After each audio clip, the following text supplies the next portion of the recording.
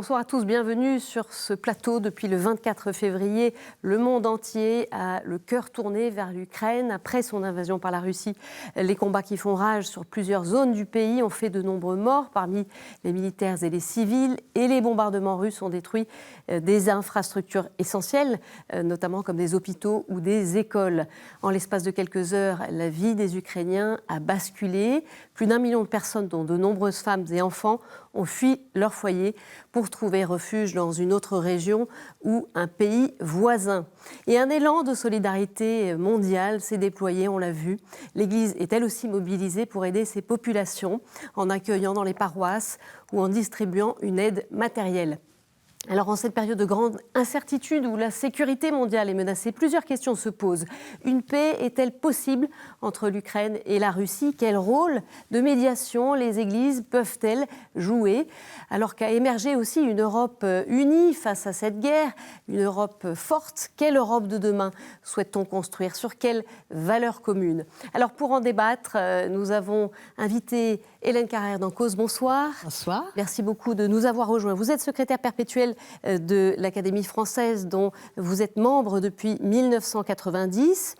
Née à Paris de père géorgien, de mère germano-russe, vos racines familiales cosmopolites vous ont conduit vers des études d'histoire et de sciences politiques que vous avez enseignées à la Sorbonne puis à Sciences Po Paris. Mais vous avez aussi mené une carrière politique, élue au Parlement européen en 1994. Vous avez été vice-président de la Commission des Affaires étrangères et de la Défense du Parlement européen. Merci d'être avec nous.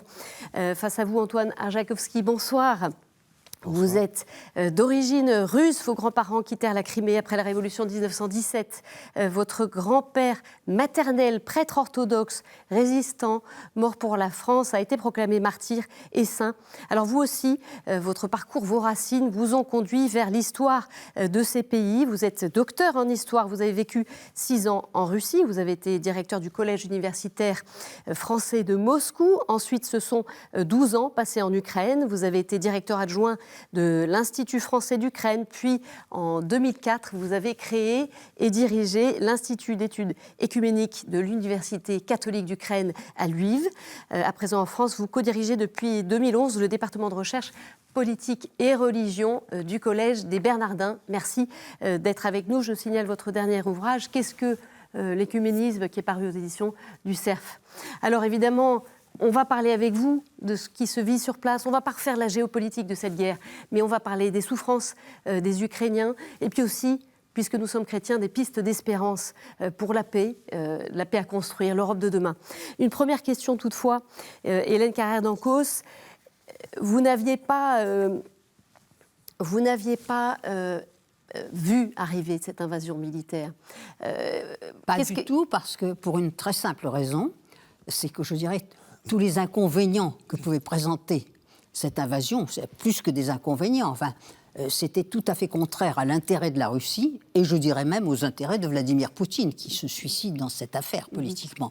Qu'est-ce que c'est cette date du 24 février 2022 ? Qu'est-ce qui s'est passé là pour le monde ? Il s'est passé que tout d'un coup j'ai vu surgir cette invasion qui m'a montré qu'il y avait chez cet homme quelque chose, un défaut de raisonnement. Nous avions affaire à un stratège. Poutine était réputé pour être l'homme qui savait calculer ses coups, qui avait, d'ailleurs, je dirais, on voyait très bien le plan qu'il développait. Il avait d'abord, d'une certaine façon, un peu démembré la Géorgie en 2008. Enfin, en reconnaissant les entités indépendantes, il avait affaibli la Géorgie. Les 2 États qui l'embêtent avec l'OTAN. Il avait ensuite réussi en 2014 à s'emparer, à récupérer la Crimée, parce que tout de même, je voudrais rappeler que la Crimée n'est pas ukrainienne. Enfin, que pour la Russie, c'est une récupération, c'est un fait historique. Bon, il l'a récupéré. Rien ne s'est passé. Donc, je dirais que dans la logique d'un homme, du stratège, en effet, on pouvait penser qu'une démarche prudente en Ukraine pour sécuriser les 2 entités séparatistes, ça pouvait sans aller loin. Mais au-delà, une invasion qui véritablement rompt à tout jamais, je pense, enfin, ou en tout cas pour très longtemps. C'est une guerre entre frères, là, qui se joue? On parle de guerre entre frères, d'une guerre fratricide, de Mais peuples oui, non, mais c'est amis. ça le problème, c'est tout de même... Alors, avec, je dirais, un point de vue très compliqué entre Russes et Ukrainiens. Pour les Russes, il va de soi, enfin pour la Russie, que l'Ukraine, c'est la Russie. Et pour les Ukrainiens, l'Ukraine, c'est pas la Russie. Ça n'est plus la Russie. Antonin Jakovski, justement, peut-être un retour sur l'histoire pour comprendre ce qui se passe aujourd'hui. On ne peut pas faire un pas sur l'histoire. Oui, non, d'abord, je tiens à dire que je respecte beaucoup Madame Carrère d'Encausse, bien entendu. Simplement, nous sommes en désaccord. Pour ma part, je n'ai pas du tout été surpris par l'invasion de l'Ukraine la semaine dernière par la Russie, puisque ça fait bien longtemps, et notamment en 2014, j'avais publié un article dans le Figaro pour dire « Ouvrons les yeux sur Vladimir Poutine, cet homme-là est dangereux. Cet homme-là est un impérialiste, un homo soviéticus, qui n'est pas du tout un stratège, parce que c'est quelqu'un, au contraire, qui met le monde à feu et à sang. C'est une puissance de chaos. Et je demandais aux intellectuels français, occidentaux, d'ouvrir les yeux sur la catastrophe que représente Vladimir Poutine depuis son accession au pouvoir, depuis l'invasion de la Tchétchénie, dès son arrivée. Ensuite, l'annexion, la déstabilisation de la Géorgie et avec l'Abkhazie et l'Ossétie du Sud, un gel du conflit, et donc un démembrement de la Géorgie, l'annexion de la Crimée, la déstabilisation du Donbass, et maintenant, il veut en revenir en 1997, avant l'adhésion à l'OTAN des pays d'Europe centrale et orientale. Donc cet homme-là est extrêmement dangereux et il faut effectivement avoir un recul historique pour comprendre eh bien, que ce qui se joue aujourd'hui entre la Russie et l'Ukraine, c'est exactement ce qui s'est joué entre la France et l'Allemagne. C'est-à-dire deux grandes puissances qui se disent les uniques héritières de Charlemagne, une fausse théologie politique, mais néanmoins une théologie politique, et c'est ça qui est dangereux. C'est pour ça qu'il y a eu 2 guerres mondiales entre la France et l'Allemagne, et qu'il a fallu du temps pour que des historiens, précisément, parviennent à publier un manuel franco-allemand pour expliquer que, eh bien, et la France et l'Allemagne peuvent se dire légitimement des héritières de Charlemagne. Ce serait pareil donc pour l'Ukraine, la Russie, se dire Mais héritière absolument. de la Rousse de Kiev. Et la Russie et l'Ukraine sont des héritières de la Rousse de Kiev. Et le problème, c'est que du côté russe, il y a une vision de la matrioshka, de la poupée russe, que la grande Russie doit englober la petite Russie, tandis que du côté ukrainien, il y a cette idée moderne d'État-nation, fondée sur les principes que nous connaissons avec Ernest Renan, qui disent que la nation repose sur la conscience morale. Et donc, si elle repose sur la conscience morale, elle dépasse le nationalisme, le fondamentalisme, l'ethnicisme, qui est le principe de cette mythologie mémorielle inventée par Vladimir Poutine et, je dirais, son entourage, l'oligarchie qui l'entoure, y compris l'Église russe. On reviendra sur cette question de l'identité aujourd'hui russe, ukrainienne, mais tout de suite on va prendre des nouvelles de ce qui se passe sur place avec le témoignage de Marina, donc, qui habitait près de Kiev et qui a dû fuir avec sa famille. On l'écoute. Hello, my name is Marina. I'm from Ukraine.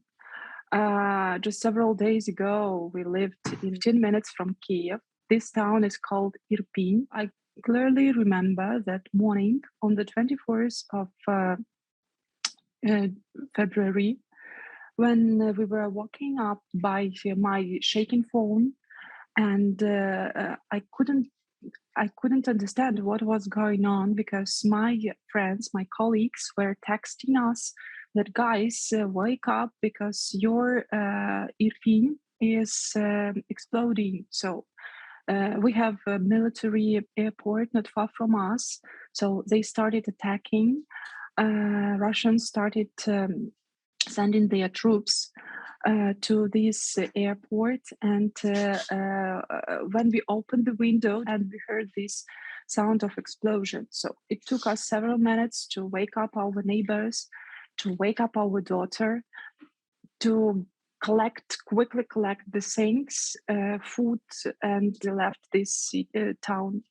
There were long queues all over the road, but our people were not in this big panic. Of course, everyone was shocked, and we couldn't even imagine that it could have ever happened with us. So it was something unbelievable at that very moment. We only prayed and went ahead to another region of Ukraine where my parents live. So I'm now staying at home of my parents. This is like 300 kilometers west from Kiev. Our Irpin city used to be really modern, green. A lot of young families with kids because it's only 15 minutes from Kiev and the city is really perfect for life. Now I don't know, of course. I even don't know whether my house is still there.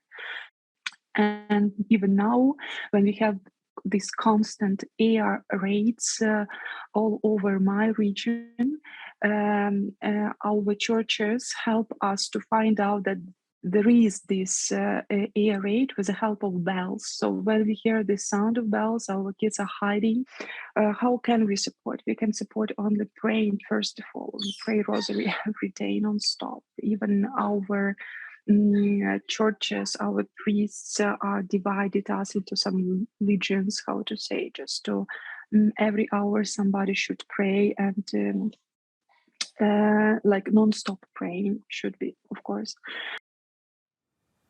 Une réaction, Madame Carrère d'Ancos, évidemment un témoignage fort. On en a entendu beaucoup ces jours-ci sur les chaînes de télévision.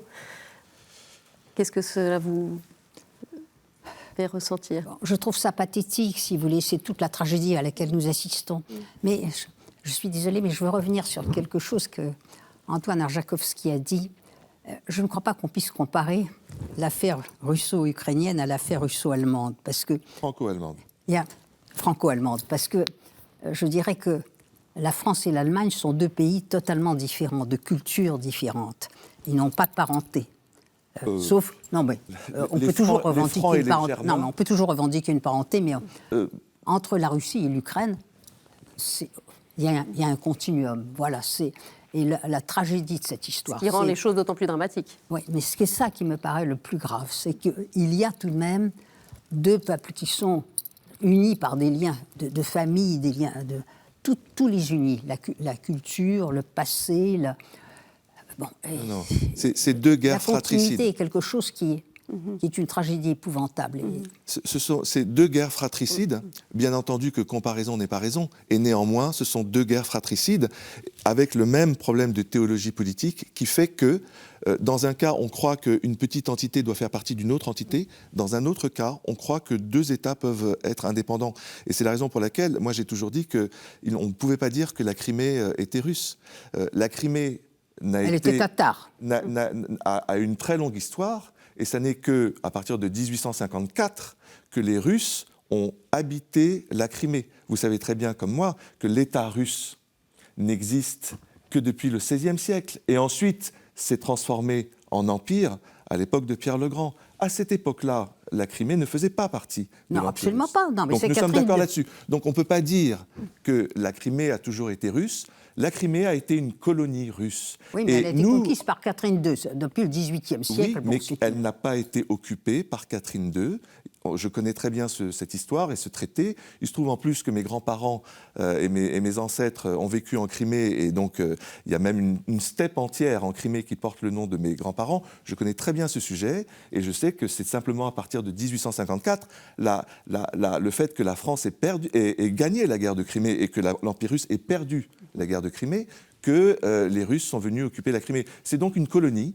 Non, et les Ukrainiens sont tout à fait légitimes pour revendiquer cette presqu'île qui a voté en 1991 en faveur de l'indépendance. Soyez d'accord là-dessus. En 1991, la Crimée a fait le choix de faire partie de l'Ukraine. Ça a été reconnu par la Russie, qui a reconnu les frontières de 97. Donc vous ne pouvez pas dire ça a toujours Non, mais c'est pas là la question. La question...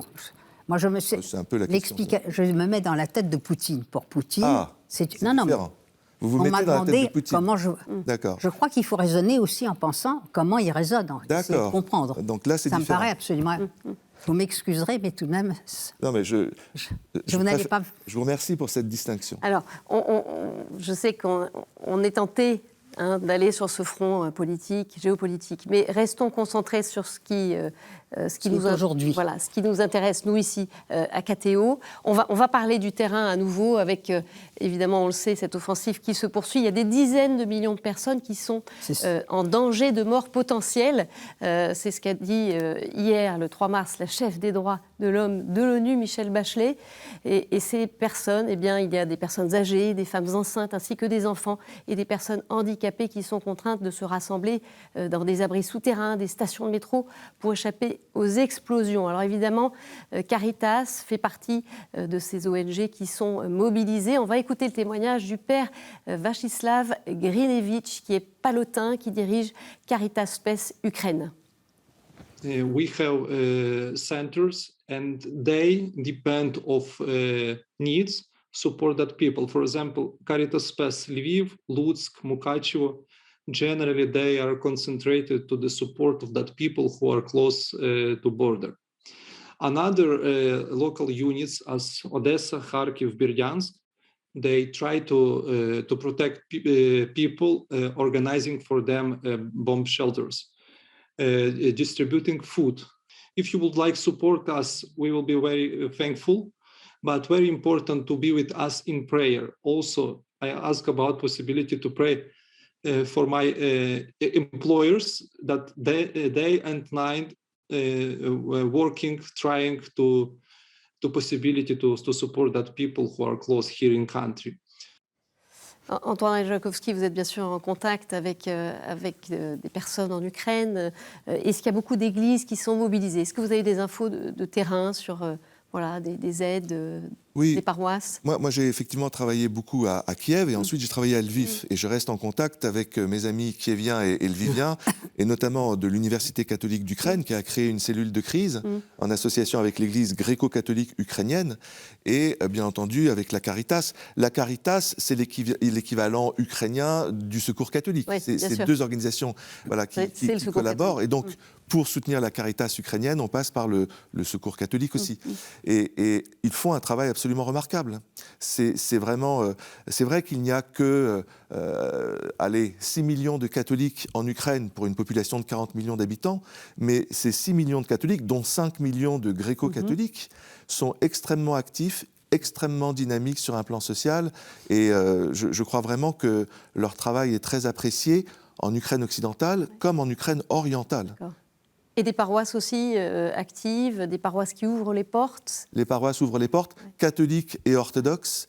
Il y a une sorte d'unité nationale en Ukraine aujourd'hui, y compris au sein de l'Église orthodoxe ukrainienne dépendant du patriarcat de Moscou. Ça vous surprend, ça, justement? Qu'est-ce que vous pouvez nous dire sur ce que vous observez, vous, sur ce qui se passe au niveau des églises? Ce que j'observe, c'est que les églises ukrainiennes sont unanimes pour condamner cette invasion. On a entendu des prises de parole. Voilà. Les Ukrainiens font corps, et au point que Poutine obtient le contraire de ce qu'il souhaitait, c'est-à-dire de diviser l'Ukraine. L'Ukraine, au contraire, depuis 8 ans que dure la guerre, puisque la guerre a commencé en 2014, ne fait que renforcer l'identité nationale ukrainienne et le rapprochement entre les églises. Et c'est aussi le contraire de ce que veut le patriarche Kirill de Moscou, qui rêvait d'une église orthodoxe disposant d'un pseudo-territoire canonique sur l'Ukraine. Là, à l'inverse, la déclaration récente de Monseigneur Onufri, qui condamne cette invasion, est le signe que nous allons, dans les prochains mois, dans les prochaines années, vers un rassemblement. On parle déjà d'un concile orthodoxe qui permettrait à l'ensemble des évêques ukrainiens de se joindre dans une seule église orthodoxe. Alors vous souleviez justement ces prises de parole, on l'a entendu, le chef de l'église gréco-catholique, Monseigneur Shevchuk, on a entendu Épiphane, le métropolite de l'église autocéphale orthodoxe.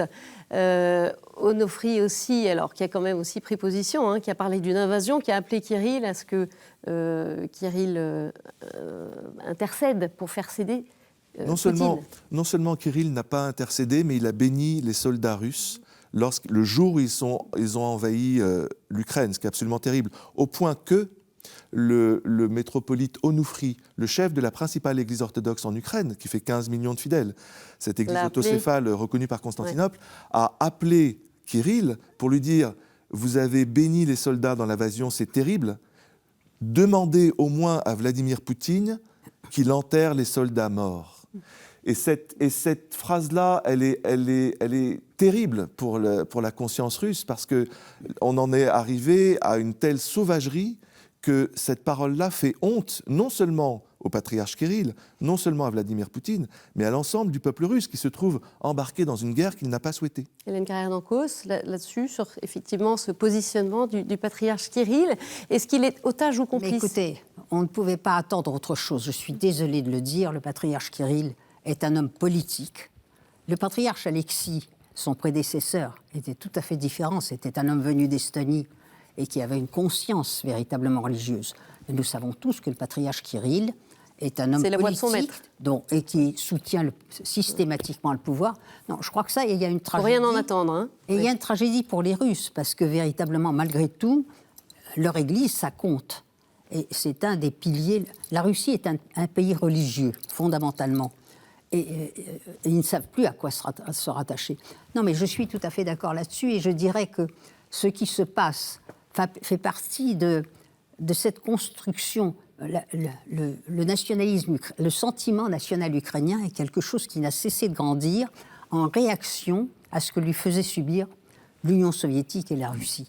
On peut dire que, bon, jusqu'en 1917, il y avait un sentiment national, c'est évident, mais ça n'était pas, je dirais, le sentiment d'appartenir à une nation, c'était pas très clair. Déjà, la suppression de l'indépendance ukrainienne en 1920 a été une tragédie pour les Ukrainiens.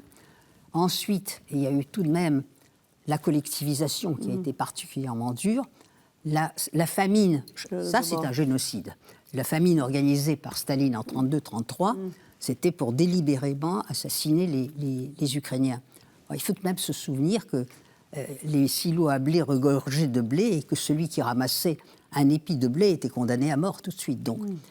Et il y a eu la Seconde Guerre mondiale. Enfin, tout de même, elle a été tragique, absolument. Le rattachement de l'Ukraine occidentale qu'ils n'ont pas supporté. Enfin, c'était aussi quelque chose qui a construit, étape par étape, la nation ukrainienne a pris conscience qu'elle était menacée par la Russie. C'est ça, je crois, qui est très important, le sentiment national. Je suis d'accord sur C'est ce que Poutine ignore tout à fait. Absolument. Cette erreur d'appréciation. C'est une erreur terrible d'appréciation.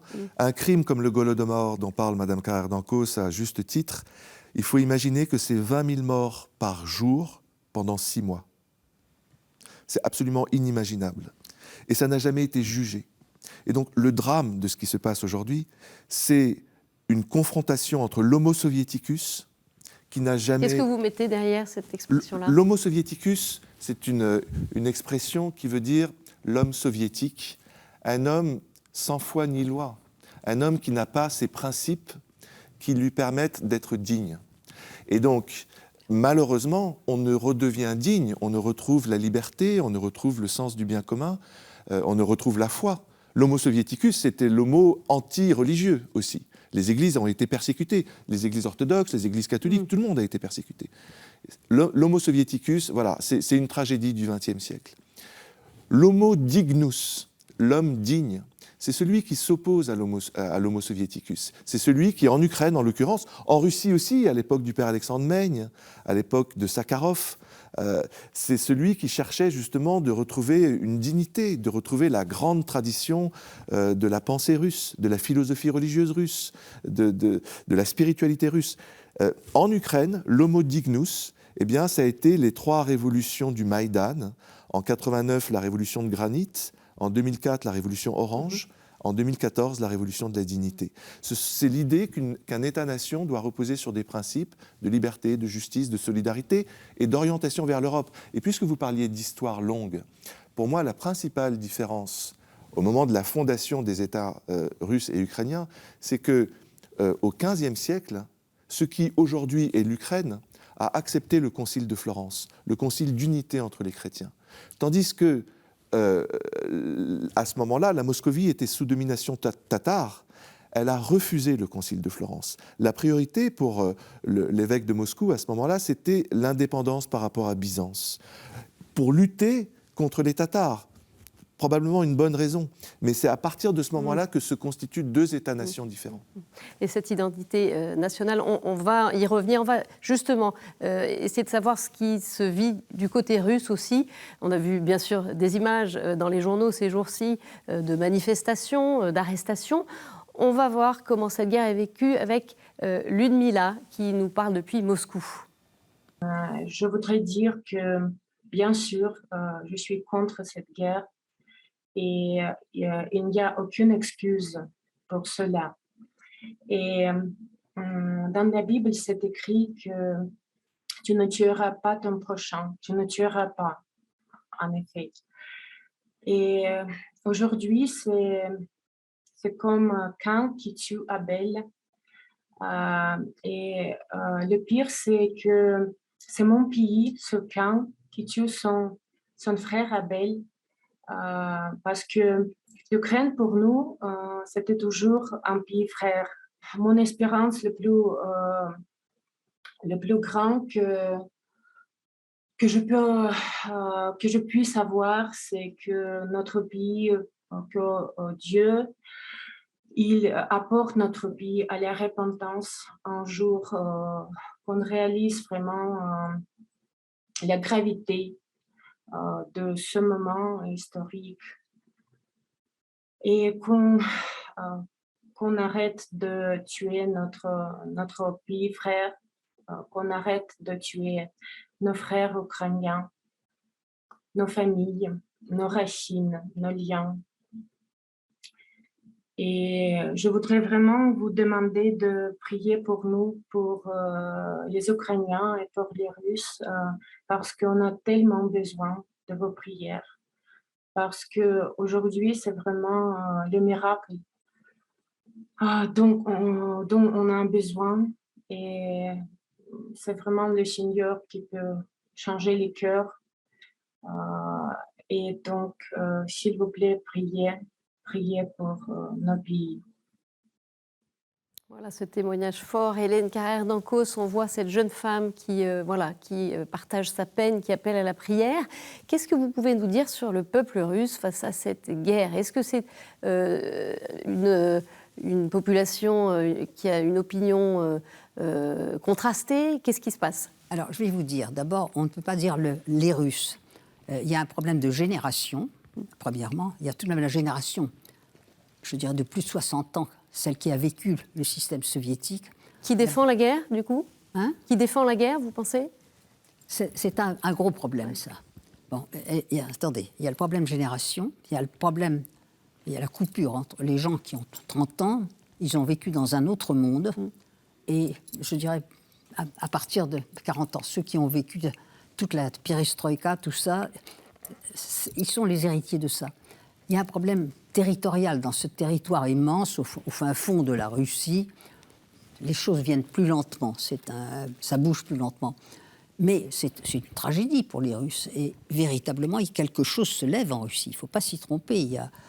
Qu'est-ce qui se lève en Russie? C'est pas très facile d'aller manifester tout ce qu'on voudra, mais on voit très bien le dissentiment qui monte dans une génération. Et c'est là aussi le commencement de la fin de quelque chose, de l'histoire. Je crois qu'il faut même être conscient. 75 ans de régime communiste, on n'en sort pas si facilement. C'est une pesanteur terrible sur les esprits. La transition n'est pas achevée et on ne l'a pas compris. C'est ce qu'on a vu là. La transition du communisme, l'évolution vers un autre monde n'est pas terminée et c'est un élément, c'est terrible à dire, mais c'est un élément qui sera libérateur pour la Russie. Précisément, je voudrais tout de même vous rappeler une chose, c'est qu'on envoie des garçons se battre en Ukraine. D'abord, ce qui se passe en Ukraine, premièrement, c'est une guerre. C'est pas, comme nous ne savons plus ce qu'est la guerre, nous sommes très étonnés, on dit on tue des gens. Mais la guerre, c'est ça. On tue des gens, on tue les civils, il n'y a plus de limite. Les guerres modernes sont des guerres qui sont sans aucune espèce de limitation. Bon. Il y a une révolution qui va s'opérer en Russie, c'est précisément un accélérateur de la transition. C'est terrible. Vous êtes d'accord avec ça? Il faut passer par ce drame pour qu'il y ait des changements? Je ne crois pas qu'il faille passer par ce drame. J'écoute ce que dit cette jeune femme que vous avez interrogée. Elle demande le repentir, elle demande la prière. Et le problème, c'est que pour qu'il y ait repentir, et il faut repentir, à commencer par les idéologues, et notamment les idéologues de l'Église orthodoxe russe. Pour cela, il faut de la liberté de l'information. Et le problème, c'est que la Russie n'est pas un État démocratique. Tous les médias sont interdits. Il ne reste plus aujourd'hui que Novaya Gazeta, mais tous les médias indépendants ont été interdits au fil des années, au point que le dernier qui survivait, le Dozhd, a été supprimé. Et encore, il n'existait pas à la télévision. Donc il faut imaginer une dictature comme jamais on a connu dans l'histoire, puisque tous les canaux de télévision, de radio sont interdits. Donc comment construire une démocratie alors qu'on est dans un régime non seulement autocratique, dictatorial, mais qui pour moi est devenu une sorte de mafia. Donc il faut comprendre ça, il faut qu'il y ait une sorte de prise de conscience que l'avenir de ce qui se passe en Russie ne pourra, de cette transition dont vous parlez, ne pourra avoir lieu qu'à partir de l'Ukraine. C'est la raison pour laquelle, personnellement, je me suis engagé en Ukraine. L'Ukraine, précisément parce que c'est un pays frère, est un pays frère, mais européen et démocratique.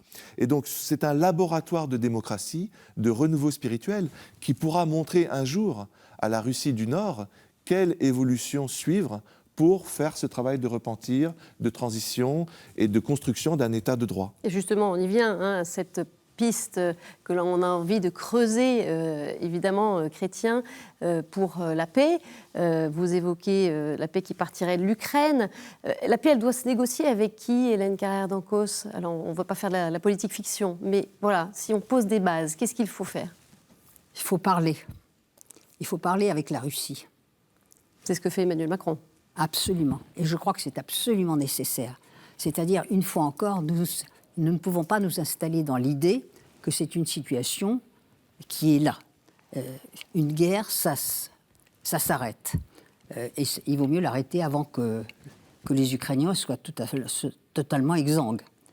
Donc je pense qu'Emmanuel Macron a raison, il faut à tout prix continuer à parler. Il va continuer à le faire, c'est tout à fait clair.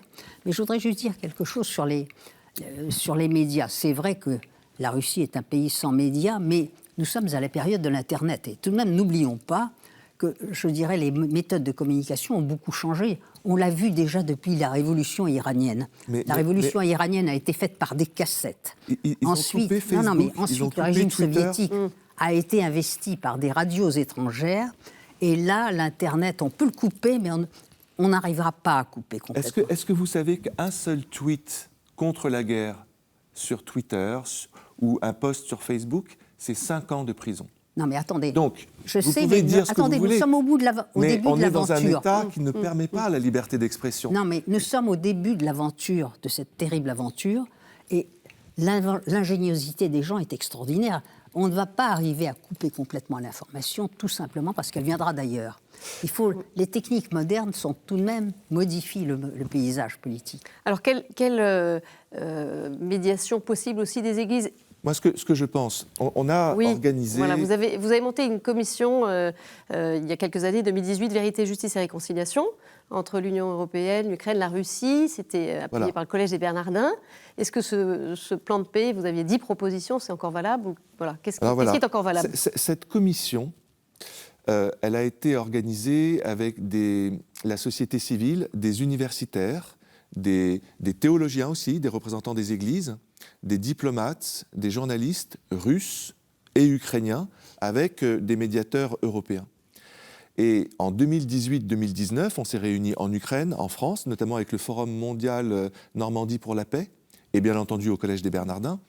Et en 2019, juste avant la rencontre à l'Élysée entre Zelensky, Poutine, Merkel et le président Macron, nous avons proposé ce plan de paix avec 10 propositions. Et notre proposition principale, c'est que les sociétés doivent se parler. Ce sont les sociétés civiles. Les États ne parviennent pas à trouver la paix.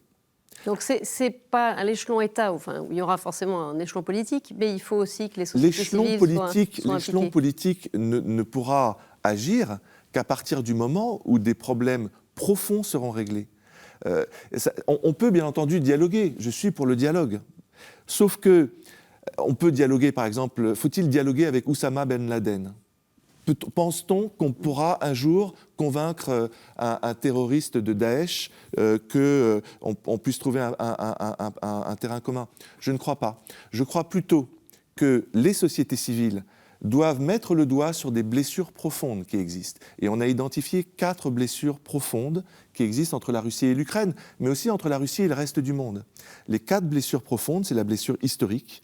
Nous avons des narratifs différents selon que nous sommes à Moscou ou à Kiev. La blessure théologique, ecclésiologique.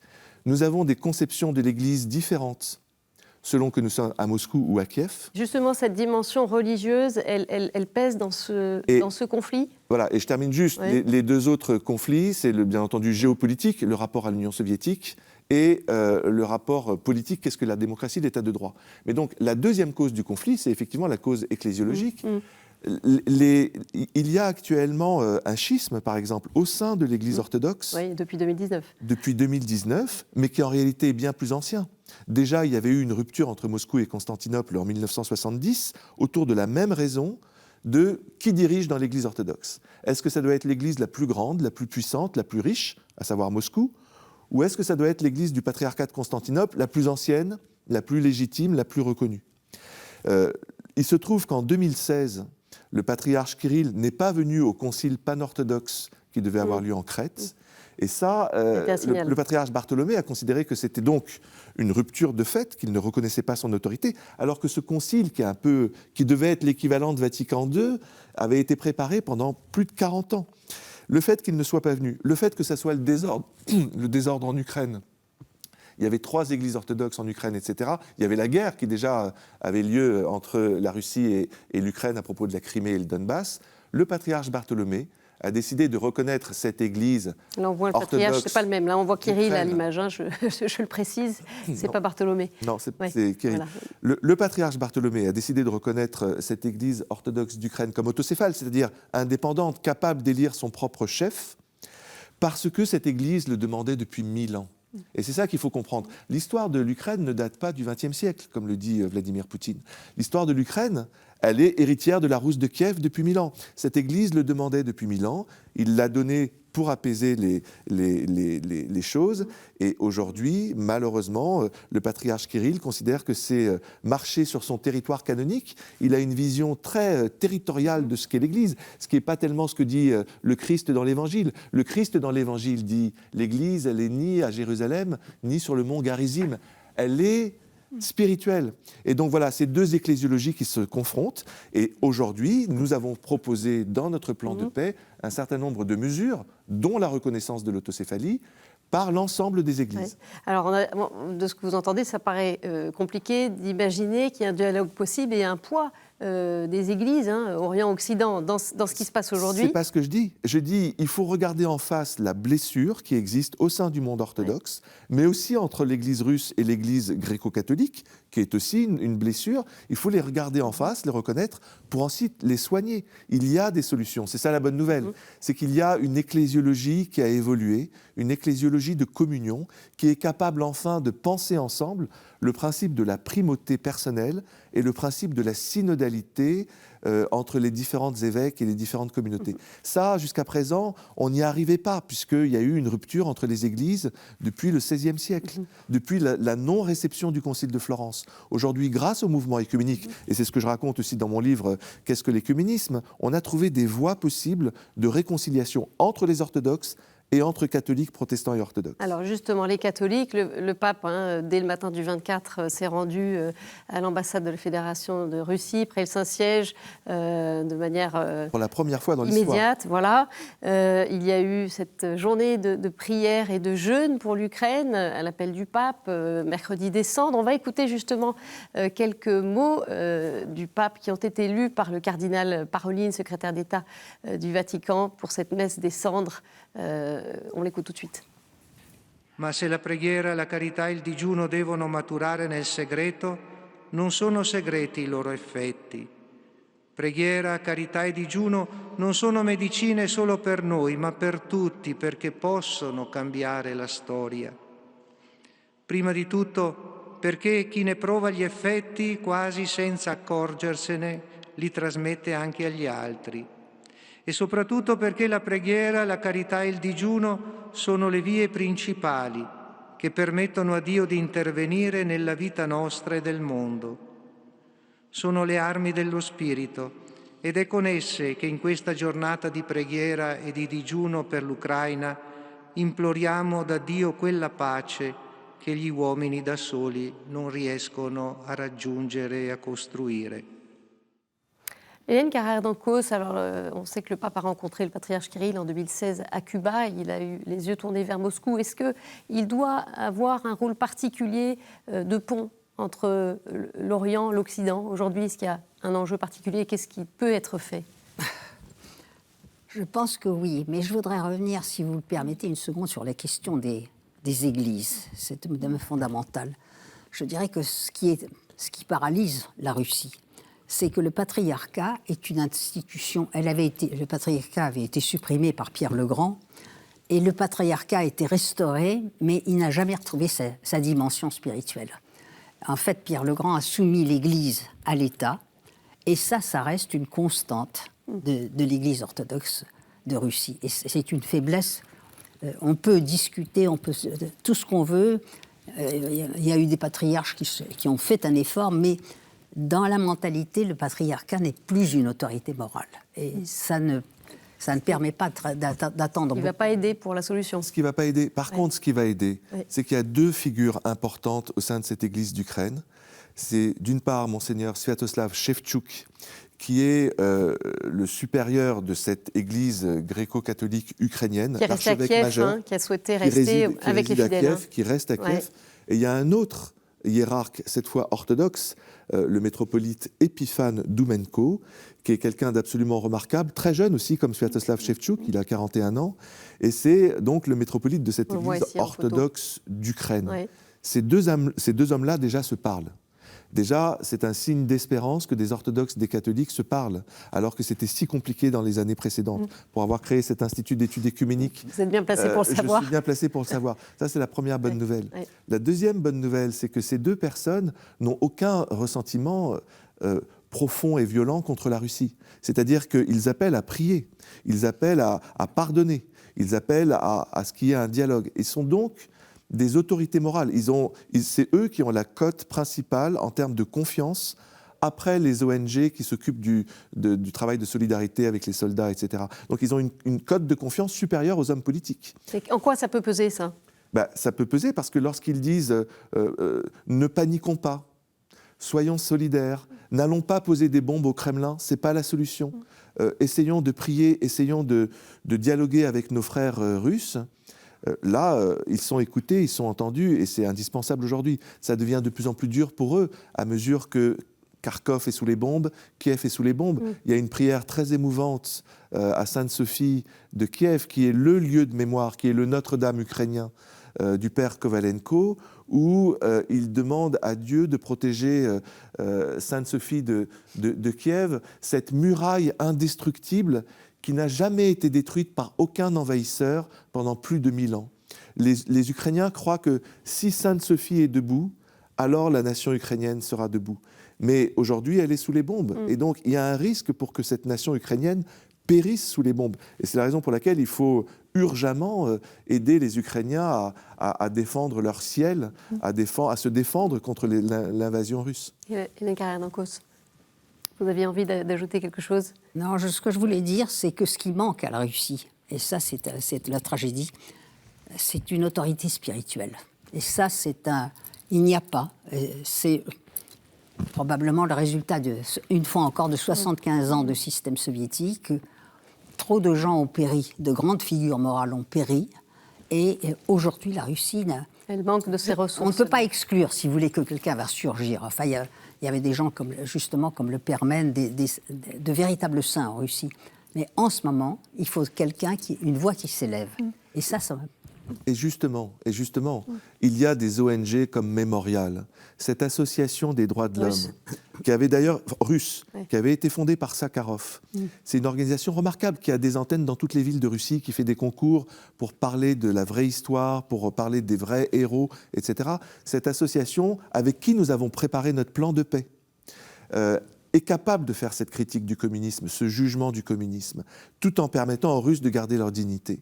Et c'est ça qu'il faut absolument soutenir. En France, on n'a pas connu Mémorial. C'est très récemment qu'on a créé un Mémorial France. On n'a pas connu des grandes figures comme aussi, même si on peut critiquer Navalny. Navalny est quand même quelqu'un à qui il aurait fallu parler bien plus tôt. C'est aujourd'hui que le président Macron dit il faut parler avec la société civile russe. Mais pourquoi n'avons-nous pas invité plus tôt Alexeï Navalny, Boris Nemtsov et toutes les grandes figures qui sont dans l'opposition? On n'a pas voulu voir cette opposition. On était fascinés par Vladimir Poutine. Peut-être un peu moins aujourd'hui.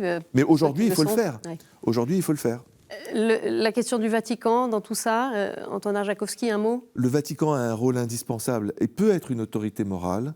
Il peut avoir un rôle, il l'a eu en Ukraine, mais par rapport à la Russie, il doit prendre un peu ses distances et accepter de se tourner aussi vers l'Ukraine. Pour l'instant, depuis la visite du pape Jean-Paul II en Ukraine en 2001, qu'est-ce que fait exactement l'Église de Rome vis-à-vis de l'Église de Kiev? On ne sait pas. Le métropolite Épiphane Doumenko n'a pas rencontré le pape, n'a pas rencontré des grandes figures de l'Église catholique, alors que l'Église catholique rencontre très régulièrement et le patriarche Kirill et le métropolite Hilarion Alfeyev, etc. Il faut rééquilibrer. Il faut maintenir ces liens, bien entendu, mais il faut rééquilibrer en se tournant vers cette Église orthodoxe d'Ukraine. Alors, on a parlé de l'échelon Église, évidemment de l'échelon politique brièvement, puisque ça n'est pas le propos ici, KTO, mais on va aussi parler de cette société civile, c'est important. On va écouter le témoignage d'une jeune Russe qui s'appelle Tatiana. Elle nous parle depuis Saint-Pétersbourg. La question se pose, voilà, quels peuvent être les ponts qui se créent à l'échelon des populations? I think it's very important to understand that Russia is a part of Europe. We are different, which is normal. Yes, different cultures and different languages and different religion. We are different from Europe, but it's interesting. And I think that not so many European people, they know anything about Russia except for our political situation. It's a pity because there are many things, many interesting things that probably will help you to understand who we are. Any human connection. I think this is the way to make like very small bridges. Voilà, construire des petits ponts. Hélène Carrère d'Ancos, et finalement, quel récit commun va pouvoir se construire? Et ça, on parle de l'Europe de demain, en fait. Sur quelles valeurs communes?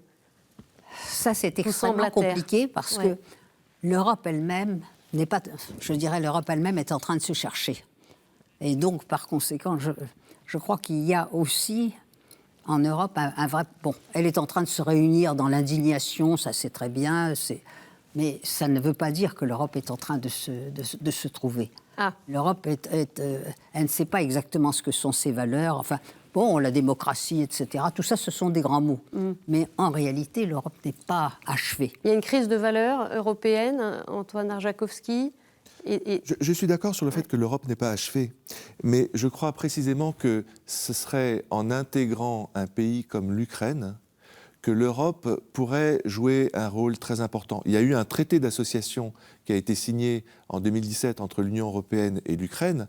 Le pas supplémentaire pour dialoguer avec la Russie, ce serait d'intégrer l'Ukraine au sein de l'Union européenne et donc d'expliquer à cette personne que nous venons d'entendre que, bien entendu, ça fait depuis des années qu'on veut dialoguer avec la Russie. Mais la Russie doit aussi faire sa part de chemin vers la justice, vers la démocratie, vers la critique du jugement du communisme. Les Ukrainiens l'ont fait. Et nous voulons donner une prime à ceux qui sont d'accord pour dialoguer avec nous. Et si les Russes voient que leurs cousins ukrainiens ou leurs frères ukrainiens sont intégrés dans la grande famille des nations européennes au sein de l'Union européenne, alors eux aussi feront leur part de chemin. Mais on ne peut pas faire cette part de chemin à leur place. Je voudrais dire quelque chose tout de même. Il faut se souvenir de ce qui s'est passé entre 85 et 90. Il y a eu en Russie un soulèvement extraordinaire, je dirais, d'un esprit de liberté. Moi, j'ai vraiment vu ça de très près. C'était extraordinaire ce qui se passait. Et ce n'est pas par hasard, enfin. Ça s'est terminé tout de même par un empire qui a dit on se dissout. Chacun prenez autant de liberté que vous en voulez. Où est-ce qu'on a vu ça? Quel est l'empire qui s'est dissous tout seul? Jamais ça ne s'est vu. Bon, aujourd'hui, il y a une régression. C'est quelque chose qu'on ne peut pas oublier. Et c'est quelque chose qu'on a raté, je tiens à le dire tout de même. Si on n'avait pas raté ça, si on ne s'était pas penché sur ce problème, on a considéré que ça allait de soi. Bon, ben, Qui a raté on n'a quoi pas accompagné ce qui s'est passé en 90. Et il faut repartir véritablement de 90, considérer qu'il faut accompagner ce pays et pas, je dirais, le laisser comme ça. Il y a eu véritablement, on a manqué quelque chose, et ça c'est la voûte de l'Europe. On va arriver... Permettez-moi une seconde, oui, vous avez dit que j'avais un destin politique. J'étais parlementaire européen, non pas parce que je voulais l'être, on m'y a traîné de force, mais parce que Jacques Chirac m'a dit « Vous passez votre temps à dire qu'il faut s'occuper de ces pays de l'Est et qu'il faut les incorporer. » C'est pour ça que j'y suis allée. Et j'ai véritablement vécu ça. Et je sais très bien que la seule chose dont on ne soit pas préoccupé, c'était la Russie. Qu'est-ce qu'il faut faire aujourd'hui, très brièvement, il nous reste 1 minute, et un petit mot pour vous. Il faut à tout prix se repencher sur ce passé, se demander ce qu'on a manqué d'abord, et comment essayer de reconstruire des liens entre l'Europe et ce pays. Et ça, c'est absolument dans le dialogue, ça doit être incorporé. Alors, je suis d'accord, l'Ukraine, très bien, on la prend dans l'Europe, mais le problème, c'est d'abord l'échec de 90. Antonin Jakovski. J'étais à Moscou en 89-90 et je suis resté ensuite plusieurs années. On a fait beaucoup de choses pour intégrer les Russes, pas suffisamment. Non. Les Russes, néanmoins, doivent également faire leur part de chemin pour juger les crimes du passé. Et donc je rejoins Mme Carrère d'Ancos sur le fait que nous devons faire un travail historique de critique du passé à plusieurs voies, russes, ukrainiens, européens. Merci beaucoup à tous les deux d'être venus débattre sur ce plateau. Merci à tous de nous avoir suivis. Je tiens à remercier aussi ces témoignages forts côté ukrainien, côté russe, ces témoignages courageux aussi dans les heures qui se vivent. Alors évidemment, pour le prochain En Débat, vous retrouverez Étienne L'Oreillère. Vous pouvez revoir cette émission sur notre site ktotv.com, sur nos réseaux sociaux. Et puis on va se quitter avec cette séquence de sons de cloches d'église qui ont retenti dans plusieurs villes européennes pour marquer les 7 jours de la guerre hier. Bonsoir à tous.